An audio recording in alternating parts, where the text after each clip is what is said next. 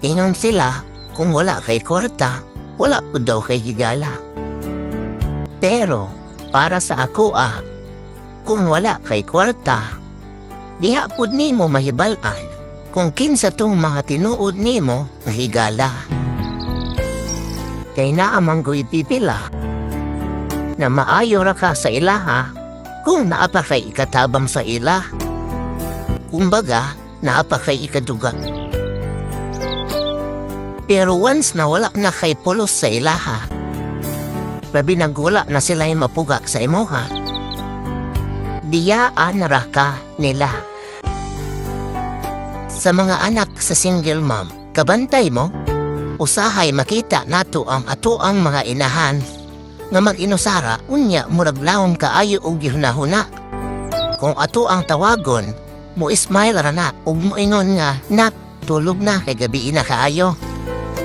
Pero ang kamatuoran, muna na sila pugong sa ilahang mga luha aron di nimo mahalata.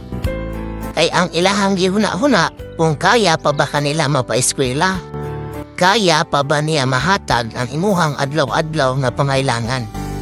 Lisod kaayo mahimong single mom kay ikaw pa ang inahan, ikaw pa ang amahan.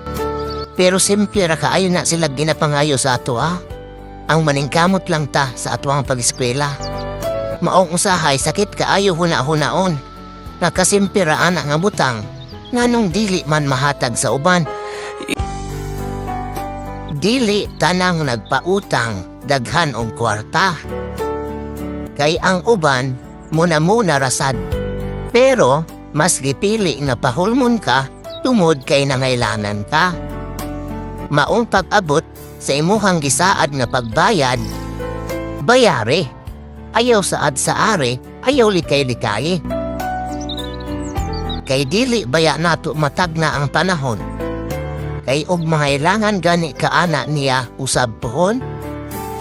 Basig ikaw na puy likay-likayan, in worst is dili nakapansinon. Ayaw tilawi ang putahe nga dili imuha. Kung ikaw minyo na, likay na ang pakighilabi sa uban kung dili di kinahanglan. Protektahan nato ang ato ang pamilya. Ayaw ikambyo ang isa ka oras na kalipay sa pila ka tuig na pagmahay.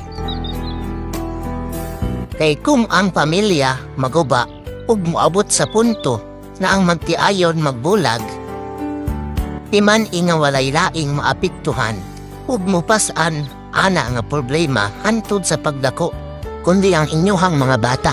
You and I.